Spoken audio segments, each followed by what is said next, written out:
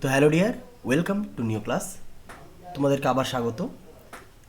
তো নবম শ্রেণী আমরা প্রশ্ন বিচিত্রা সলভ করছিলাম। আজকে আমরা ভৌতবিজ্ঞান করব, মধ্যশিক্ষা পর্ষদ প্রদত্ত নমুনা প্রশ্নপত্র যেটি আছে তোমাদের প্রশ্ন বিচিত্রার সেট 1-এর আগে। তো গ্রুপ এ এবং গ্রুপ বিটা আজকে আমরা শেষ করব। এভাবে ধীরে ধীরে আমরা চলতে থাকবো। তো চলো শুরু করা যাক। দেখো প্রথম প্রশ্ন কি আছে। বলেছে আয়তন একটি লব্ধ রাশি, এটি কটি প্রাথমিক বা মৌলিক রাশি দিয়ে গঠিত, তাই তো? তাহলে প্রথম কথা কি বলেছে যে আয়তন একটা কি রাশি? লব্ধ রাশি। লব্ধ মানে কি? আর তাহলে লব্ধ আর বলছে কটা মৌলিক রাশি দিয়ে গঠিত, তাই তো বলেছে। তাহলে তার আগে আমরা নিশ্চয়ই, আমি ধরেই নেব তোমরা অবশ্যই এগুলো পড়ে ফেলেছো আগের থেকে, তবেই তোমরা প্রশ্ন বিচিত্রা সলভ করতে এসছো, হ্যাঁ না? আমি এগুলো খুব ডিটেলস আর বলবো না, তবে যতটা সম্ভব ডিটেলসে আমি বলার চেষ্টা করব। তো আগে আমরা এই ব্যাপারটা বোঝার চেষ্টা করি, লব্ধ রাশি ও মৌলিক রাশি এই দুটো কথার মধ্যে পার্থক্যটা কী। পরে পেজে আমরা যাই।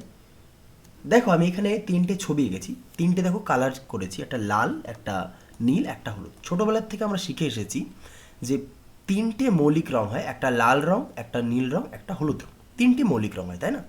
এদেরকে মৌলিক কেন বলছি? মৌলিক এই কারণে বলছি কারণ এই অন্য কোনো রং মিক্স করে তুমি লাল বানাতে পারবে না, বা অন্য কোনো রং মিক্স করে হলুদ অথবা নীল বানাতে পারবে না।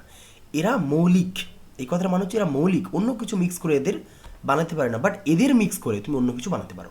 মৌলিকদের সমন্বয়ে যেটা তৈরি হয় তাকেই বলে যৌগিক বা লব্ধ, তাকে বলে যৌগিক বা লব্ধ। ঠিক একইভাবে যেমন ধরো মৌলিক সংখ্যা শিখেছিলে তোমরা, মৌলিক সংখ্যা 2, 3, 5, 7। কারণ কি? 5 কেন মৌলিক? কারণ অন্য কোনো কিছু গুণ করে তুমি একমাত্র 5, 5 একে 5, তাছাড়া কোনোভাবে তুমি 5 বানাতে পারবে না গুণ করে। 7কেও তাই, 3কেও, এভাবে চলতে থাকবে, 11, 13 এইভাবে। যেমন দেখো 24 সংখ্যাটা নিয়েছি, 24কে যদি ভাঙো, এটা 24 একটা মৌলিক সংখ্যা কিনা কী করে চেক করবো? দেখো এটা অবশ্যই মৌলিক না, কারণ অনেকগুলো মৌলিক জিনিসের সমন্বয়ে এটা তৈরি, হ্যাঁ না? 15, 5 3 15, দেখো 5 আর 3 এরা তো মৌলিক, এদের সমন্বয়ে 15 তৈরি হয়েছে। তাহলে এটা হচ্ছে মৌলিক সংখ্যা। আর মৌলিক সংখ্যার হেল্প নিয়ে যেটা তৈরি হয় তাকে বলে যৌগিক সংখ্যা। ঠিক একইভাবে আমাদের এখানেও বলেছে আয়তন একটা লব্ধ রাশি। মানে আয়তন কেমন রাশি? লব্ধ রাশি, অর্থাৎ আয়তন কোনো না কোনো মৌলিক রাশির সমন্বয়ে গঠিত। ওরা প্রশ্ন করেছে কয়টি মৌলিক রাশির সমন্বয়ে গঠিত। তাহলে আমরা চলো দেখি যে আয়তন মানে কি। দেখো যদি এরকম একটা বক্স আমরা চিন্তা করতে পারি, এরকম ছোট, তাহলে এই বক্সের আয়তন আমরা কী করে বের করতাম? আমরা করতাম কি, দৈর্ঘ্য, প্রস্থ আর উচ্চতা নিতাম। অর্থাৎ তিনটে দৈর্ঘ্যের গুণ করলে তবেই তো ভিতরে আবার পুরো আয়তনটা বেরোতো। অর্থাৎ দৈর্ঘ্য, অর্থাৎ লেন্থ, আর একটা দৈর্ঘ্য এ ধরে একটা ভিতরে, মানে তিনটেই আলটিমেটলি দৈর্ঘ্যের গুণফল, তাই তো? তিনটেই লেন্থের গুণফল। তাহলে আমরা আয়তন সমান কি লিখতে পারি? যে আয়তন সমান দৈর্ঘ্য এর কিউব। তাহলে আয়তন যে রাশিটা, এটা তিনটি মৌলিক রাশি দিয়ে তৈরি হলো, এই কথাটা কি ঠিক না? একটি মৌলিক রাশি তিনবার ইউজ হলো, একটা মৌলিক রাশি তিনবার তৈরি হলো, তাই না? মানে একটা মৌলিক রাশি তিনবার ইউজ করে আমরা আয়তনটা বানাতে পেরেছি। তাহলে কটি প্রাথমিক বা মৌলিক রাশি দিয়ে গঠিত? না, একটি। বোঝা গেল? একটাই, সেটা দৈর্ঘ্য। এইটার কথা ভেবো না যে তিনটে দৈর্ঘ্য তাহলে 3 দাগিয়ে দেবে, না, 3 দাগাবো না। ব্যাপারটা বুঝতে পেরেছো? যে কটা, যদি এখানে থাকতো দৈর্ঘ্য, আচ্ছা তাহলে বলে নিই যে তাহলে আমাদের এটা জানতে হবে তো যে কি কি আমাদের মৌলিক রাশি আছে, হ্যাঁ না? তো চলো সেগুলো জেনে নিই যে আমাদের কি কি মৌলিক রাশি আছে। দেখো আমরা মৌলিক রাশি প্রধানত 7টা পড়েছি। একটা কি? একটি হলো ভর, একটি হলো দৈর্ঘ্য, আর একটি হলো সময়। আরও 4টি আছে। কি কি? ভরকে আমরা এম বলি, দৈর্ঘ্যকে আমরা এল বলি, সময়কে আমরা টি বলি। আর পড়ি কি? আর মনে আছে তোমরা আশা করি, তড়িৎ প্রবাহ, মানে এগুলো মৌলিক, অন্য কিছু মিক্স করে এগুলো পাবে না, তড়িৎ প্রবাহ। আর কি ছিল তোমাদের মনে করে দেখো? উষ্ণতা। আর কি ছিল? দীপন প্রাবল্য, হ্যাঁ দীপন প্রাবল্য। আরেকটা কি ছিল? তড়িৎ প্রবাহ, উষ্ণতা, দীপন প্রাবল্য, আর হচ্ছে পদার্থের পরিমাণ, যেটা আমরা মোল দিয়ে মাপতাম। তোমরা অবশ্যই কিন্তু এগুলো ভালো করে পড়ে নিও, পদার্থের পরিমাণ। তাহলে এই 7টাই হচ্ছে আমাদের, মানে যাই ভাঙবো না কেন আমরা বাকি এরপর যা যা পাবো, চাপ, বল, ভরবেগ, কার্য, ঘনত্ব, এই সমস্ত জিনিসগুলো এদেরই মিক্স করে তৈরি। বেশিরভাগ এই তিনটে দিয়েই তৈরি। তাহলে এই তিনটেই বেশিরভাগ আমাদের মানে মৌলিক একক হিসেবে প্রয়োজন হয়। বাকি 4টে কিন্তু পরের ক্লাসে প্রয়োজন হয়, কিন্তু মাথায় রাখতে হবে আমাদের 7টা মৌলিক রাশি কিন্তু আমাদের দিয়ে সমস্ত যৌগিক বা লব্ধ রাশিগুলো তৈরি হয়েছে। কি বারবার পড়লে হয়ে যাবে। ভর, দৈর্ঘ্য, সময়, তড়িৎ প্রবাহ, উষ্ণতা, দীপন প্রাবল্য, পদার্থের পরিমাণ। ভর, দৈর্ঘ্য, সময়, তড়িৎ প্রবাহ, উষ্ণতা, দীপন প্রাবল্য, পদার্থের পরিমাণ। এদের এসআই এককগুলো একটু মুখস্থ করে যাও। ভর মাপে কেজি দিয়ে, দৈর্ঘ্য মাপে মিটার দিয়ে, সময় মাপে সেকেন্ড দিয়ে, তড়িৎ প্রবাহ অ্যাম্পিয়ার, উষ্ণতা মাপে কেলভিন, দীপন প্রাবল্য ক্যান্ডেলা এবং পদার্থের পরিমাণ মাপে মোল দিয়ে। তো আশা করি তোমরা এই জিনিসগুলো একবার দেখে যাবে, যাতে তোমাদের পরীক্ষায় আসলে তাড়াতাড়ি অ্যান্সার করতে পারো। ঠিক আছে, তাহলে প্রথম প্রশ্ন উত্তর কী হয়েছে আমাদের? একটি। ওকে, একটি, সেটা কি? দৈর্ঘ্যই 3বার ইউজ হয়েছে। ওকে, তাহলে প্রথম প্রশ্ন উত্তর কী হলো? এ। চলো পরের প্রশ্ন। প্রদত্ত কোনটি রাশি নয়? একটা বুলেটটার ভরবেগ, বুলেটটার ওজন, বুলেটটির বক্রতলের ক্ষেত্রফল। এর মানে কি? আগে বুঝবো যে রাশি কাকে বলে। কোনটি রাশি নয়, তাই তো? রাশি নয় মানে রাশি কাকে বলবো? যাকে মাপা যাবে সেটাই রাশি। কি বললাম? যাকে মাপা যাবে সেই রাশি। কোনো এই বুলেটের ভরবেগ কি মাপতে পারবে? হ্যাঁ, ভরবেগ মাপা যায়।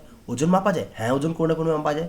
ক্ষেত্রফল? হ্যাঁ, মাপা যায়। তাহলে এদের মাপা যায়, বাট একটি বুলেটে কি মাপবে?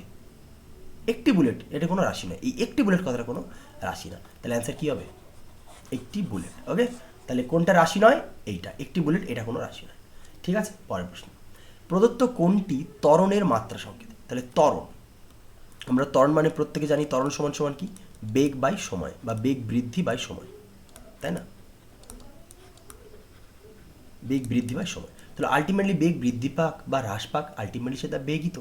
বেগ মানে আমরা আবার জানি স্মরণ বাই সময়। স্মরণ মানে আলটিমেটলি লেন্থ, বাই টাইম মানে টাইম, স্মরণ বাই সময়। এই বেগ মানে এটা, বাই সময়, যেটা এখানে দিই।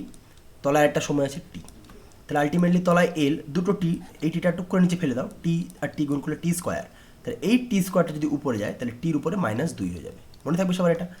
যদি কোনো কিছু মনে করে এক্স আছে, নিশ্চয়ই ওয়াইয়ের উপর মনে করে এখানে, ওয়াইয়ের উপর মনে করে কিউব আছে, এই ওয়াইয়ের কিউবটা যদি উপরে যায় তাহলে কেমন হয়ে যাবে? ওয়াইয়ের উপরে -3 হয়ে যাবে। এটা সব মাথায় রাখবে। ঠিক সেরকমই করেছি। তাহলে এল টি টু দি পাওয়ার -2, এর কোন অপশনটা ঠিক? এল টি টু দি পাওয়ার -2। এগুলো তোমাদের মুখস্থ থাকা উচিত, দেখেই অ্যান্সার করবে। ত্বরণের মাত্রা, বেগের মাত্রা, সময়ের মাত্রা, সমস্ত কিছুর মাত্রা হাতে ধরে একবার করে কিন্তু প্রতি পরীক্ষার আগে পেজে প্রত্যেক দিন একবার করে প্র্যাকটিস করে যাও, কারণ একটা না একটা মাত্রা তোমাকে শুনবেই। বিশেষ করে কার্য, ভরবেগ, ঘনত্ব, চাপ, বলের তো একদম মুখস্থ রাখবে, একদম ঠোঁটস্থ না যেন একদম কোষস্থ থাকে। হ্যাঁ, এমএল টি টু দি পাওয়ার -2, এটা খুব কাজে লাগে। বলের মাত্রা কি? এমএল টি টু দি পাওয়ার -2, বলের মাত্রা এমএল টি টু দি পাওয়ার -2, বলের মাত্রা এমএল টি টু দি পাওয়ার -2, বারবার বললে মুখস্থ হয়ে যাবে। ওকে, তো চলো নেক্সট। তুমি সুতোয় বেঁধে একটি ঢিলকে ঘোরাচ্ছ, ঢিলটার গতি কি হবে? চলন হবে, ঘূর্ণন হবে, বৃত্তি হবে, মিশ্র গতি হবে। একটু পড়ে থাকলে বুঝতে পারছো মিশ্র গতি তো কোনোদিন হবেই না, আর চলন গতিও হচ্ছে না। হতে পারে ঘূর্ণন অথবা বৃত্তি, ওই দুটোর মধ্যে একটা, তাই তো? তোমাদের এখানে কনফিউজ হয়েছে ঘূর্ণন কোনটা, বৃত্তি কোনটা। দেখো, এইটা মনে করো সূর্য, তো সূর্যকে কেন্দ্র করে কে ঘুরে বেড়ায়? পৃথিবী। তো পৃথিবীর এই যে গতিটা, পৃথিবী তো এইভাবে যায়। ভালো করে ভাবো, আমি কী বলতে চাইছি বোঝো আগে। পৃথিবী এভাবে তো ঘুরতে থাকে সবসময় অনবরত। তাহলে এই যে ঘূর্ণনটা বাইরের থেকে, এই যে বারবার এই যে ঘুরেই যাচ্ছে, এই যে ঘুরছে, এই যেভাবে করে যে ঘুরেই যাচ্ছে, দেখো এই যে ঘুরলো, এই ঘূর্ণনটা হচ্ছে বৃত্তীয় গতি। অর্থাৎ কোনো একটা কেন্দ্রকে, মানে কোনো একটা সেন্টারকে দেখো কেন্দ্র করে ঘুরেই যাচ্ছে, এইটাকে আমরা বলছি কি গতি? বৃত্তীয় গতি। বাট কিন্তু মনে করো একটা লাট্টু, এই যে লাট্টুর গতি, এই গতি এই নিজের অক্ষকে কেন্দ্র করে ঘুরে যাচ্ছে না, তাহলে এটা হবে ঘূর্ণন গতি। অর্থাৎ পৃথিবী এই যে আমাদের এখানে ঘুরছিল, পৃথিবী নিজের অক্ষের চারিদিকেও তো ঘুরছিল, এইটা হচ্ছে ঘূর্ণন গতি। মানে টোটালটা ঘোরা, এটাকে বলছি আমরা বৃত্তীয় গতি। মানে ঘূর্ণন গতিতে সবসময় এই সেন্টারের সঙ্গে পয়েন্টের কানেক্টেড, মানে এই সেন্টারের সঙ্গে এই পয়েন্ট সবসময় একটা কোণ করতেই থাকবে, একটা কোণ করে ঘুরতেই থাকবে। বাট এখানে কিন্তু সেন্টারের সঙ্গে দেখো কোনো কানেকশন নেই। বোঝা গেল? আশা করি বোঝাতে পেরেছি বৃত্তীয় গতি এবং ঘূর্ণন গতির মধ্যে বেসিক পার্থক্যটা কী। তাহলে একটা সুতোয় যদি ঘোরায়, তাহলে সুতোর সঙ্গে এইভাবেই তো ঘোরাবো, নিশ্চয়ই এইভাবে ঘোরাবো, তাহলে একটা কানেকশন থাকবেই এই সুতোর সঙ্গে, তাই না? তাহলে এক্ষেত্রে এটা কী হবে? ঘূর্ণন গতি হবে। বুঝতে পেরেছো আশা করি? পরবর্তী, পরস্পর সমান্তরালে, একটু অন্য কালার চেঞ্জ করি, একটু কিনি, চলো একটু সবুজ নিই, কটকটে কালার। পরস্পর সমান্তরালে একই দিকে একই বেগে ধাবমান এমন দুটি ট্রেনের যাত্রী একে অপরকে কী দেখবে? এই একটা ট্রেন যাচ্ছে, এই যে আরেকটি ট্রেন যাচ্ছে, এইখানে মনে করো তুমি বসে আছো, এই যে তুমি, এটা তুমি, আর এখানে তোমার বন্ধু বসে আছে। একজনের নাম দিলাম গজা, একজনের নাম দিলাম কলা। তো এইটা হলো গজা আর এটা হচ্ছে কলা, এই দুইজনে যাচ্ছে। তো কি দেখবে? গজা যদি কলার দিকে তাকায় কি দেখবে? দেখবে কলা স্থির আছে না দৌড়ে বেড়াচ্ছে? তাই বলো। দুটো ট্রেনই সমানভাবে গতিশীল, তাহলে কি দেখবে? গজা দেখবে কলা স্থির আছে একদম, ও তো দেখবে না যে নড়ছে, কারণ এও যেভাবে যাচ্ছে এও ঠিক সেভাবে যাচ্ছে, তাহলে একজন অপরকে কি দেখবে? একজন অপরকে স্থির অবস্থায় দেখবে। ঠিক আছে, তাহলে গজা কলা দিয়ে বেশ ব্যাপারটা ভালো বুঝলে। ঠিক যেটা আমাদের ট্রেনের মধ্যে হয়, ট্রেনে তোমার সামনে যে বসে থাকে, তাই কি তুমি দেখো যে সে দৌড়ে বেড়াচ্ছে বা সে বহু গতিতে যাচ্ছে, তুমি দেখছো সে স্থির হয়ে বসেই আছে? সেরকম প্রশ্ন এরকম দিতেই পারে, কনসেপচুয়াল কাজে লাগবে। পরে বলেছে দেখো, নিউট্রনবিহীন মৌলটি কোনটা? নিউট্রনবিহীন মৌল কোনটা বলো? দেখো নিউট্রনবিহীন, সাধারণ hydrogen, deuterium, tritium, oxygen. Oxygen তো হবে না, বুঝতে পারছো। নিউট্রনবিহীন, আমরা হাইড্রোজেনের 3টা আইসোটোপ পড়েছিলাম, হাইড্রোজেন 1 1, হাইড্রোজেন 1 2, হাইড্রোজেন 1 3, তাই না? এটাকে আমরা বলেছিলাম প্রোটিয়াম, এটাকে বলেছিলাম ডয়টেরিয়াম, এটাকে বলেছিলাম ট্রিটিয়াম। আবার বলছি আমি, আচ্ছা লিখে দিচ্ছি, এটাকে বলছি protium.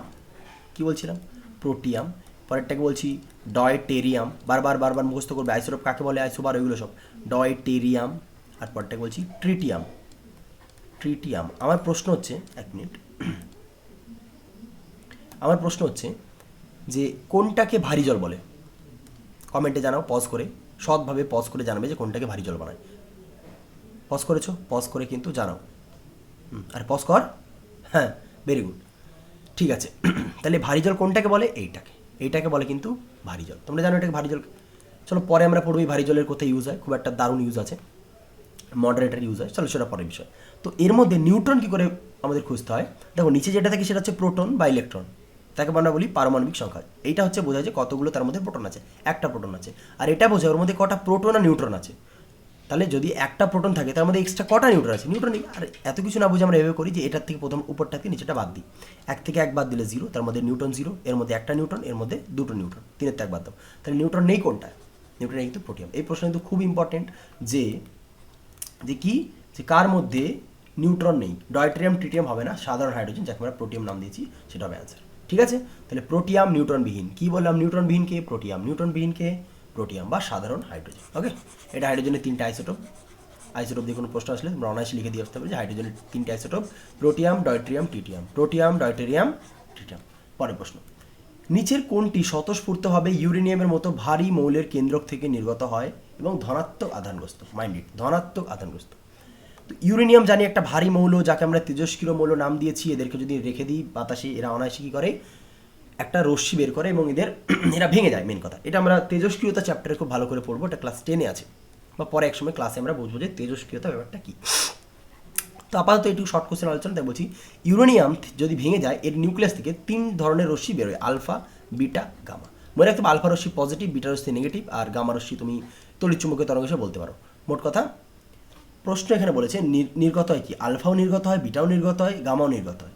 But gamma R beta এরা তো নেগেটিভ, মানে গামা নেগেটিভ না বললো, মোট এই দুজন হচ্ছে পজিটিভ, প্রোটন আর আলফা কণা। বাট প্রোটন তো বেরোয় না, তাহলে অ্যান্সার কী হবে? কী হবে? আলফা কণা। মনে থাকবে। আর্সেনিক 3378, আর্সেনিক 3478, এর মধ্যে সম্পর্ক হলে এরা পরস্পরের কী? এরা পরস্পরের কী বলো? তাহলে খুব সহজ, দেখো এরা পরস্পর আইসোটোপ। আইসোটোপে কী হয়? দেখো আমি লিখে দিচ্ছি এখানে, আর্সেনিক 3378, আর্সেনিক 3378, এটা কত? এইগুলোকে কি বলে? পারমাণবিক সংখ্যা। আচ্ছা 33, সরি এটা 34 আছে। এটা বলে যদি পারমাণবিক সংখ্যা একই হয় বাট ভর সংখ্যা আলাদা হয়, তাকে কি বলে? ভর সংখ্যা আলাদা, পারমাণবিক সংখ্যা সেম, তখন তাকে বলে আইসোটোপ। এখানে কি সেরকম কিছু? ভর সংখ্যা কি একই, সরি মানে পারমাণবিক সংখ্যা কি একই? না, এটা 33 34 আলাদা, তাহলে আইসোটোপ তো না, পরিষ্কার। ভর সংখ্যা একই না, আইসো 12 না, তাহলে আইসোটোন কি? চেক করি। আইসোটোন মানে নিউট্রন সেম। এর মধ্যে কটা নিউট্রন আছে? 33, তাহলে গ্যাপ কত? গ্যাপ হচ্ছে 44। কত গ্যাপ? 44। তাহলে 44-এর গ্যাপ। এদের মধ্যে গ্যাপ কত? 38 34, হ্যাঁ 40-এর গ্যাপ। বাহ, তাহলে এদের মধ্যে কী same? Neutron same. Neutron same হলে কী হবে তোর? আইসোটোপ। তাহলে এগুলো ভালো করে একটু পড়ে নিও, কি পরীক্ষার জন্য খুব ইম্পর্টেন্ট। আইসোটোপ, আইসোবার, আইসোমার, আইসোটোট, আইসো স্টার, আইসো ডায়াফার, সম ইলেকট্রনীয়, হ্যাঁ আইসো ইলেকট্রনীয়, এই কনসেপ্ট, বিশেষ করে আইসো ইলেকট্রনীয় কনসেপ্ট থেকে কিন্তু পরীক্ষা আজ প্রশ্ন দেওয়ার সম্ভাবনা অনেক বেশি। ঠিক আছে, অবশ্যই সিরিয়াসলি এগুলো কিন্তু দেখে নিও। কেউ ভেবো না যে পরে করবো, পরীক্ষার আগে করে নিতে হয়। যখন ভাবছো তখনই করে নাও, তাহলেই কিন্তু তোমাদের তাড়াতাড়ি সলভ করতে পারবে এবং তাড়াতাড়ি পরীক্ষায় গিয়ে অ্যান্সার করতে পারবে। ওকে, চলো পরের প্রশ্ন দেখো কি বলেছে। আলোকবর্ষ একক ব্যবহার করে ড্যাশকে প্রকাশ করা হয়। কাকে প্রকাশ করা হয়? দূরত্বকে প্রকাশ করা হয়, সবাই জানে। আলোকবর্ষ ব্যবহার করে কাকে প্রশ্ন করে? দূরত্বকে, তাই না? আলোকবর্ষ দিয়ে কী কী প্রশ্ন তোমাদের ক্ষেত্রে ইম্পর্টেন্ট হতে পারে, যে আলোকবর্ষ কাকে বলে? আলোকবর্ষ মানে light year, LIGH light year, তো LY দিয়ে লিখছি আমি। পরীক্ষায় প্রশ্ন আসবে যে আলোকবর্ষ কাকে বলে, তোমরা আলো 1 বছরে যে ডিস্টেন্স কভার করে তাকে বলবো 1 আলোকবর্ষ। কী বললাম? আলো 1 বছরে যতটুকু যাবে, 1 বছর ধরে আলো যদি কী স্পিডে যায় ভাবো, যতদূর যাবে তাকে বলবো 1 আলোকবর্ষ। তাই বিশাল বড় বড় দূরত্ব মাপার জন্য কিন্তু আলোকবর্ষ ইউজ করা হয়। প্রশ্ন আসতে পারে 1 আলোকবর্ষ মানে কত কিলোমিটার? কত লিখবে? 9.46 ইন্টু 10^12 এত কিলোমিটার। আর যদি মিটারে বলে তাহলে 9.46 ইন্টু 10^, কত দেবে? 15 মিটার।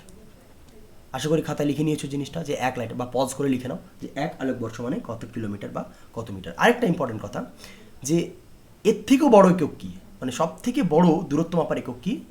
পারসেক। কী বললাম? পারসেক।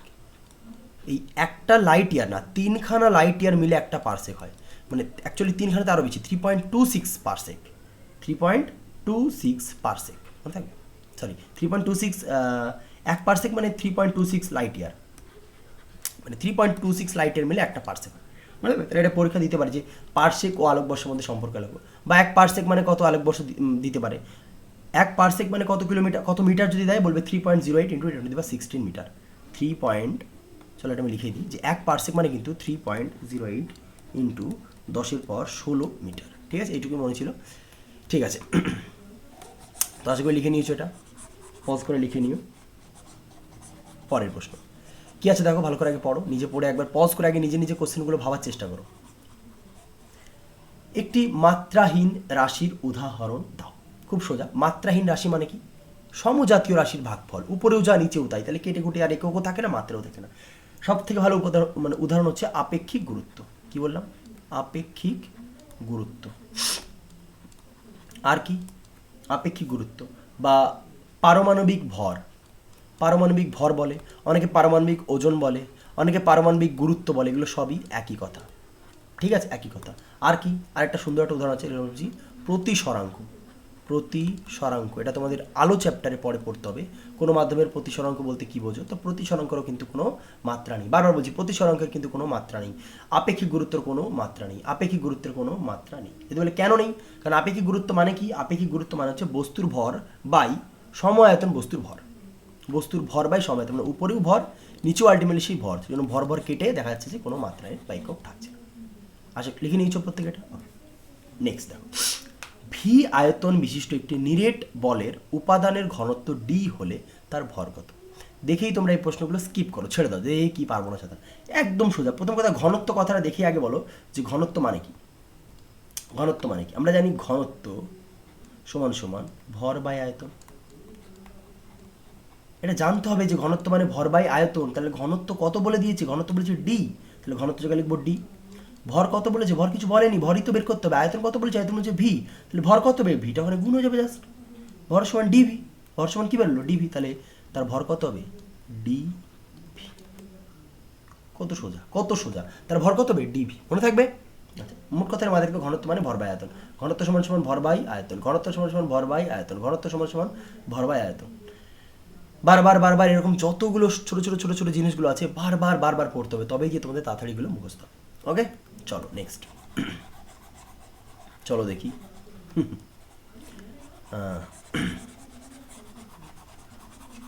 ওকে, দেখো বলেছে সমবেগে ধাবমান এমন একটি বস্তুর চলার পথটি কেমন হবে? এমন একটা বস্তু যে সমবেগে চলছে, এটা একটু বোঝাতে হবে। চলো বোঝাই। দেখো, সমবেগে ধাবমান, মনে করো একটা বস্তু এইভাবে যাচ্ছে, সোজা এইদিকে যাচ্ছে, সমবেগে ধাবমান। সমবেগ মানে কি? মানে এই পয়েন্ট থেকে এই পয়েন্টে যেতে তার যে টাইম লেগেছে, মনে করো 2 সেকেন্ডে এখান থেকে এইটুকু গেছে, 2 সেকেন্ডে এখান থেকে, পরের 2 সেকেন্ডে এখান থেকে এইটুকুই গেছে, পরের 2 সেকেন্ডে ও সেম ডিস্টেন্স কভার করছে, সেম ডিস্টেন্স। প্রথম ডিস্টেন্স যদি এক্স মিটার যেত, পরের ডিস্টেন্স মনে করো সেম এক্স মিটার যাচ্ছে, পরের ডিস্টেন্সেও সেম এক্স মিটার যাচ্ছে। তাহলে এই আমি সমবেগে যাচ্ছি, একই টাইমে একই ডিস্টেন্স, তাকে বলছি সমবেগে যাচ্ছে। বাট কথাটা আমি সমদ্রুতিও বলতে পারতাম, আমি একই কথা বলতে পারতাম, বলতাম এটাকে সমবেগও বলতে পারি, সমদ্রুতিও বলতে পারি। দুটো কথাই সেম। বেগ ইংরেজি আমরা জানি ভেলোসিটি, আর দ্রুতি ইংরেজি আমরা জানি স্পিড। তবে দুজনের মধ্যে বেসিক পার্থক্যটা কোথায়? বেগ আর দ্রুতির মধ্যে অ্যাকচুয়াল পার্থক্যটা হচ্ছে, দুটোই তো সেম কথা, দ্রুতি মানেও সেম, সেম টাইমে সেম ডিস্টেন্স, সেম টাইমে সেম ডিস্টেন্স। পার্থক্য হলো এটা ভেক্টর রাশি, এটা স্কেলার রাশি, মানে এর একটা নির্দিষ্ট অভিমুখ থাকবে, নির্দিষ্ট অভিমুখ। দ্রুতির কোনো নির্দিষ্ট অভিমুখ নাও মানে থাকবে না। বুঝতে পারলে কী বললাম? অর্থাৎ যদি কোনো বস্তু সোজা চলে সরলরৈখিক পথে, তার সমবেগে চলতে পারে, কিন্তু মনে করো আমি বোঝাচ্ছি যে এই বস্তুটার কথা মনে করো, সরি মনে করো এই যে বস্তুটা বৃত্তপথে, মনে করো কোনো একটা বস্তু ঘুরছে বৃত্তপথে, এইখানে যখন সে ঘুরছে এই পয়েন্টে, তার ডাইরেকশনটা কোন দিকে? এই দিকে। আর ডাইরেকশন কার লাগে? বেগের না দ্রুতির? বেগের, কারণ বেগ ভেক্টর রাশি। এই পয়েন্টে কী হবে? বেগ এইখানে থাকবে। এই পয়েন্টে বেগ কী হবে? এই জায়গায় থাকবে। তার মানে প্রতি পয়েন্টে মানে বেগ চেঞ্জ হচ্ছে, বলো একই না? কারণ বেগ তো ডিপেন্ড করছে ডাইরেকশনের উপরও। তাহলে কারণ বেগ একটি ভেক্টর রাশি, তাহলে আমি কি এই বৃত্তপথে ঘোরার সময় সমবেগ কথাটা বলতে পারবো? পারবো না। তাহলে যদি কোনো কিছু সমবেগে চলে তাহলে অবশ্যই সে সরল রেখায় চলতে হবে, কিন্তু এটা সমদ্রুতি হতে পারতো, সমদ্রুতিতে ঘুরেই যাচ্ছে, সমদ্রুতিতে সেম, যতই সে এখান থেকে এখানে যতই সেম টাইমে যাক, কিন্তু দেখা যাচ্ছে প্রতি মুহূর্তে তার ডাইরেকশন আলাদা হচ্ছে বলে বেগ আলাদা। এই জন্য আমরা বলি না যে কি একটা কথা আছে না, যে মানে কথাটা কি, যে মানে সমদ্রুতিতে চলার মানে এই না যে সে সমবেগেই চলবে, বাট সমবেগে যদি চলে তার মানে সে সমদ্রুতিতে হবেই। এই যে কথাটা বলা আছে, তোমাদের এটাই ব্যাখ্যা দেয় এবং তোমরা এটা দিয়ে তোমার ব্যাখ্যাটা দাও, তাই তো? আচ্ছা, তাহলে এটা অ্যান্সার কী হবে? তাহলে সমবেগে ধাবমান, সমবেগে যদি চলে, চলার পথটা অবশ্যই কেমন হবে? সরল রৈখিক হবে। কী হবে? সরল রৈখিক। ঠিক আছে? আচ্ছা, প্রদত্ত স্মরণ সময় লেখচিত্রে, এখানে একটা লেখচিত্র দিয়েছে স্মরণ সময়। ওপি লেখটি, এই যে ও, আচ্ছা এই পয়েন্টটা পি, ওপি এই যে লেখ মানে লেখচিত্রটি থেকে তুমি বস্তুটির বেগ সম্পর্কে কি ধারণা পাচ্ছ? বেগ সম্পর্কে আগে তুমি আমাকে বলো, বেগ মানে কি? ভেরি গুড, বেগ মানে স্মরণ বাই সময়। বেগ মানে কি? স্মরণ বাই সময়, তাই তো? তাহলে আমি এই পয়েন্টের কথা যদি চিন্তা করি, এইখানে যেই দূরত্ব গেছে দেখো, এখান থেকে যে এটা ধরো স্মরণ, তাহলে সময়টাও তো তাই। আচ্ছা, তার মানে এটা কেটে কেটে একই জিনিস থাকবে। যদি এই পয়েন্টে ভাবি, এখানেও যত দূর গেছে এখানেও ঠিক তত দূরই গেছে, এই যে এইটা, হ্যাঁ। তাহলে এই পয়েন্টে যদি তাহলে স্মরণ বাই সময় সব সময় দেখছি এই পয়েন্টে সেমই দাঁড়াচ্ছে। স্মরণ বাই সময় সবসময় সেম, স্মরণ বাই, তাহলে বেগ সবসময় সেম থাকছে, এই গ্রাফ থেকে বোঝা যাচ্ছে। তাহলে আমি এক কথায় কী বলবো, যে কী ধারণা পাচ্ছ? যে ধারণা পাচ্ছি এরা সমবেগে চলছে। কথা বোঝা গেলো? একই না? তাহলে কী চলছে? কী ধারণা পেলাম? যে এরা সমবেগে চলছে। ঠিক আছে? কোনো চলমান বস্তুকণার, চলে পরেরটা, কোনো চলমান বস্তুকণার ভর, যাকে ভরকে আমরা কী বলি ইংরেজিতে? মাস, মানে এম বলি। আচ্ছা, মাস, এবং তার উপর ক্রিয়াশীল বল অর্থাৎ ফোর্স, উভয়কেই অর্ধেক করা হলে বস্তুটা ত্বরণের কি পরিবর্তন হবে? মানে অ্যাক্সেলারেশন এ। তাহলে তোমাদের প্রত্যেকের এ, এম, এফ, এ দেখেই সূত্র মনে পড়ে গেছে কার? নিউটন কাকার। নিউটন কাকার কি সূত্র মনে পড়ে গেছে? F is equal two M A. এটা নিউটনের কোন সূত্র থেকে পেয়েছি? আবার পজ করে কমেন্ট বক্সে তোমরা জানো যে কি নিউটনের কোন গতিসূত্র থেকে আমরা এটা জানতে পারি যে F is equal two M A. কোন সূত্র থেকে জানতে পারি? পজ করেছো, কমেন্ট করেছো, এবার তুমি তো এটা কোন? Second law. আমরা প্রত্যেকে জানি এটা নিউটনের সেকেন্ড ল থেকে আমরা এটা জানতে পারি। পুরো ডিটেলস আমি এগুলো যদি বোঝাইনি তোমাদের, অফলাইনে ক্লাসে বুঝিয়েছিলাম। ঠিক আছে, F is equal two M A. কী বলেছে ওরা? বলেছে কোনো চলমান বস্তুকণার ভর ও তার ওপর ক্রিয়াশীল বল উভয়কে অর্ধেক করে দিয়েছি। ঠিক আছে, তার মানে ফর্মুলা তোমার এটা, F is equal two M A, formula আমার এটাই। কী করেছে? ফোর্সকে অর্ধেক করে দিয়েছে, এফ বাই টু করে দিয়েছে, আর ভরকেও কী হচ্ছে? অর্ধেক করে দিয়েছে, এমকেও এম বাই টু করে দিয়েছে। তাহলে এ নিশ্চয়ই চেঞ্জ হয়ে যাবে, নতুন কোনো এ হবে, আমি তাকে নাম দিচ্ছি এ ড্যাশড, উপরে এর উপর ড্যাশ দিলে এ ড্যাশ চিহ্ন দিচ্ছি। ঠিক আছে, আচ্ছা তো দেখি কী চেঞ্জ হয়েছে। আগে এ মানে কত ছিল? আগে এ মানে ছিল এফ বাই এম। কীভাবে বুঝতে পেরে গেছো নিশ্চয়ই? এমটা ওদিকে নিয়েছি, এফ বাই এম, এ সমান সমান এফ বাই এম। এখন যে নতুন এ ড্যাশটা হয়েছে সেটা কত হয়ে গেছে? দেখো এই দুই কাটা, মানে দুটো উপরে নিয়ে কাটলে হতো F by M, same F by এমই দাঁড়াচ্ছে এমা। কী হলো তাহলে? তার মানে কি ত্বরণের কোনো চেঞ্জ হয়েছে? সব তো এফ বাই এম। তাহলে কী লিখবো? বস্তুটার ত্বরণের কীরূপ পরিবর্তন হবে? কোনো পরিবর্তন হবে না, নো চেঞ্জ। এবং তোমরা এইভাবে করে আশা করি ব্যাখ্যা দিয়ে দিতে পারবে। বুঝতে পারলে? চলো পরের প্রশ্ন। কি বলেছে নিজেরা পড়ো আগে। দেখো, কোনো একটি বস্তুকণা বৃত্তাকার পথে সমান সময়ে সমান দূরত্ব অতিক্রম করে। একটা বস্তুকণা বৃত্তাকার পথে, এই যে বৃত্তাকার একটা পথ নিলাম, বৃত্তাকার পথে সমান সময়ে সমান দূরত্ব অতিক্রম, মানে এখান থেকে যখন এখানে যাচ্ছে সমান সময়ে, আবার এখান থেকে সেম দূরত্ব, সেম টাইমে সেম ডিস্টেন্স। সেম টাইমে সেম ডিস্টেন্স মানে কি? হয় সমবেগ না হলে সমদ্রুতি, তাই না? হয় সমবেগ না হলে সমদ্রুতি। কিন্তু বৃত্তপথে ঘুরলে কখনোই সমবেগ হতে পারে না, কারণ বেগের একটা ডাইরেকশন থাকে, প্রতি মুহূর্তে সেই ডাইরেকশনটা চেঞ্জ হয়। তাহলে সমান দ্রুতি, তাহলে বস্তুটা কিরম গতিতে আছে? বস্তুটি সমবেগে আছে না সমদ্রুতিতে? সমদ্রুতিতে। সমদ্রুতিতে। দ্রুতি ইংরেজি কি? স্পিড। বেগ ইংরেজি কি? ভেলোসিটি। ওকে, চলো দেখা যাক। পরমাণুর নিউক্লিয়াসের মধ্যে ক্রিয়াশীল নিউক্লিয় বলের একটি বৈশিষ্ট্য লেখো। পরমাণুর নিউক্লিয়াসের মধ্যে ক্রিয়াশীল নিউক্লিয় বলের একটি বৈশিষ্ট্য লেখো। কী হবে? দেখো এটা ওই পেজে লিখি আমরা। নিউক্লিয় বল আমরা জানি না যে নিউক্লিয়াসের ভিতর কে কে থাকে? প্রোটন থাকে। কে থাকে? প্রোটন থাকে। আর কে কে থাকে? নিউট্রন থাকে। কে থাকে? নিউট্রন থাকে। তাহলে প্রোটন আর নিউট্রন এদের উভয় সমন্বয়িত তৈরি হয়েছে নিউক্লিয়াস। নিউক্লিয়াস মানে কি? নিউক্লিয়ন দ্বারা গঠিত। নিউক্লিয়ন কি? প্রোটন আর নিউট্রনকে বলে নিউক্লিয়ন। এবার এদের মধ্যে যে একটা বল কাজ করছে তাকে আমরা বলছি নিউক্লিয় বল। তাহলে নিউক্লিয়াসের মধ্যে প্রোটন ও নিউট্রন পরস্পরের সঙ্গে আকর্ষণ হয়েছে কোন বল দ্বারা? নিউক্লিয় বল। সেই নিউক্লিয় বলেরই বৈশিষ্ট্য চেয়েছে। নিউক্লিয় বল এদের কি বৈশিষ্ট্য? 1 নম্বর বৈশিষ্ট্যটা লেখা যায় যে এই বল অত্যন্ত শক্তিশালী বল। এই বল অত্যন্ত শক্তিশালী। গ্র্যাভিটেশনাল ফোর্স, ম্যাগনেটিক ফোর্স, ওই সমস্ত ফোর্স থেকে কিন্তু এটা অনেক হাইফাই। বুঝতে পারলে? এই বলে মানে এই অত্যন্ত শক্তিশালী আকর্ষণ বল বলে দাও। অত্যন্ত শক্তিশালী আকর্ষণ বল। ঠিক আছে? আরেকটা কি পয়েন্ট দিতে পারে? আরেকটা বৈশিষ্ট্য কি বলতে পারো? নিউক্লিয়াসের বাইরে এই বলের কোনো অস্তিত্ব নেই। নিউক্লিয়াসের বাইরে এই বলের কোনো অস্তিত্ব নেই। নিউক্লিয়াসের বাইরে এই বলের কোনো অস্তিত্ব নেই। কোন রেঞ্জের মধ্যে এটা থাকে? রেঞ্জ হচ্ছে যে ফোর্সের রেঞ্জ বা পাল্লা সেটা 10⁻⁻12 সেন্টিমিটারের মধ্যে থাকে। ঠিক আছে? এই বৈশিষ্ট্যগুলো তোমরা পজ করে লিখে নাও যে নিউক্লিয় বলের 2-3টে বৈশিষ্ট্য কিন্তু তোমাদের লিখে দেওয়া হলো। ঠিক আছে? চলো, সত্য মিথ্যা বিচার করতে বলেছে। আইসোবারদের ভর সংখ্যা সমান হলেও ভর সমান হয় না। দেখো এটা তো প্রচণ্ড ইম্পর্টেন্ট কোশ্চেন এবং এটা একদম সঠিক কথা বলেছে, একদম সত্য কথা বলেছে এরা যে হ্যাঁ আইসোবারদের ভর সংখ্যা সেম হলেও। আগে আমরা আইসোবার কাকে বলে একটু জেনে নিই যে আইসোবারদের বলতে কী বোঝাচ্ছে। দেখো আইসোবার মানে যাদের ভর সংখ্যা একই। যদি আমি এখানে আর্গন আর ক্যালসিয়ামের কথা বলি, দুজনেরই দেখো আর্গনে হচ্ছে 18 পারমাণবিক সংখ্যা, ক্যালসিয়ামের হচ্ছে 20, কিন্তু দুজনেরই ভর সংখ্যা হচ্ছে 40।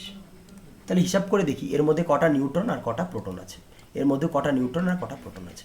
দেখো প্রোটন কাউন্ট কী করে করতে হয়? যে নিচেরটা পারমাণবিক সংখ্যাকেই প্রোটন বলে। এর মধ্যে 18টা প্রোটন আছে, এর মধ্যে 20টা প্রোটন আছে। এর মধ্যে নিউট্রন কটা আছে? দেখো কত 40টা আছে। তাহলে 40 থেকে আমি 18 বাদ দেবো, তবে আমার কি বেরিয়ে যাবে? নিউট্রন। এটা থেকে বাদ দিলে বেরিয়ে যায় না। 20 থেকে আমি বাদ দেবো, নিউট্রন কত বাদ দেবো? 20 থেকে যদি আমি 40 বাদ দিই, 20 থেকে 40 না, 40 থেকে মানে উপরেরটাতে নিচেরটা গ্যাপ, উপরের থেকে নিচেরটা গ্যাপ, 40 থেকে যদি 20 বাদ দিই তাহলে হয়ে যাচ্ছে আমার নিউট্রন। কত হচ্ছে দেখো, এর নিউট্রন হচ্ছে কটা নিউট্রন আছে? এর মধ্যে 20খানা নিউট্রন। আর এর মধ্যে কটা নিউট্রন আছে? 22টা নিউট্রন। কটা 40 কাটা বাদ দিলে 22। তাহলে একটা জিনিস তুমি হিসাব করে দেখেছো যে এর মধ্যে প্রোটন আছে 18টা, নিউট্রন আছে 22টা। এর মধ্যে প্রোটন আছে 20টা, নিউট্রন আছে কটা? প্রোটন আছে 20টা, নিউট্রন আছে 20টা। ওকে, হ্যাঁ ঠিক আছে। তাহলে আমরা সবসময় কী জানি? আমরা জানি একটা প্রোটন আর নিউট্রনের ভর প্রায় সেম, তবে নিউট্রনের একটু স্লাইডলি বেশি ভর, মানে বেশি একটু ভর, এর ভর একটু বেশি স্লাইডলি। প্রোটনের থেকে নিউট্রন জানি সবথেকে ভারী কে? নিউট্রন। প্রোটনের থেকে নিউট্রন একটু বেশি ভারী, তার মধ্যে নিউট্রনের মধ্যে বেশি আছে না? নিউট্রনের মধ্যে বেশি আছে, হ্যাঁ কি না? যদিও ওদের যোগ করে 40 হচ্ছে, সেটা তো ভর সংখ্যা মানে জাস্ট সংখ্যাটা গুণ হচ্ছে, মানে সংখ্যাটা যোগ হচ্ছে। কিন্তু রিয়েল যে প্রকৃত ভর নিউট্রনের তো একটু বেশি থাকায়, আর এর ক্ষেত্রে নিউট্রন বেশি আছে, সেই জন্য এর প্রকৃত ভর কিন্তু একটু বেশি হবেই। ঠিক আছে? তাহলে এটা সত্য ঘটনা।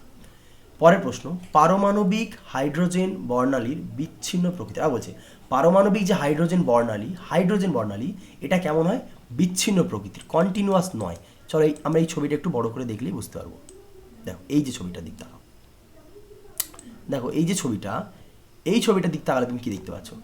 আগে বলো বিচ্ছিন্ন কথার মানে কি? আর বিচ্ছিন্নর উল্টো কি হয়? নিরবিচ্ছিন্ন।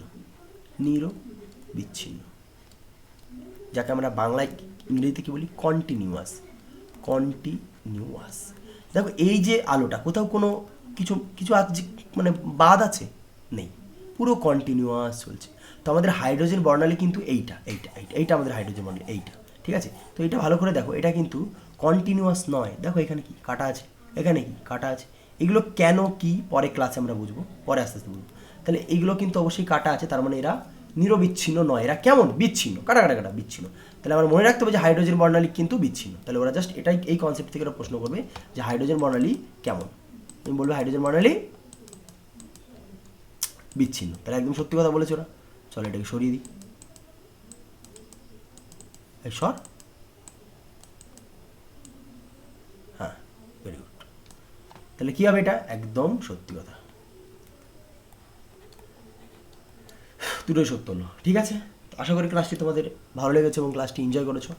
আমরা নেক্সট ক্লাসে এসে পরের সেকশনটা করার চেষ্টা করব। ঠিক আছে, তো গুড নাইট।